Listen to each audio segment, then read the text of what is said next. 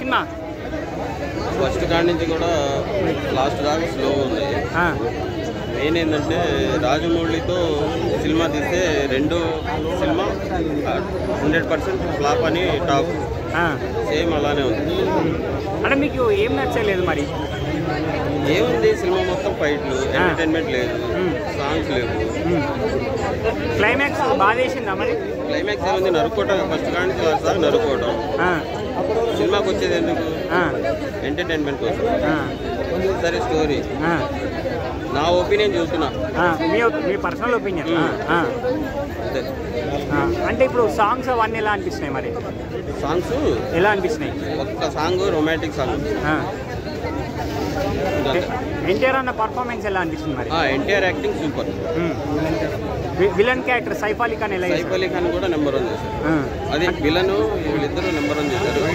శ్రీకాంత్ కూడా నెంబర్ 1 చేశారు.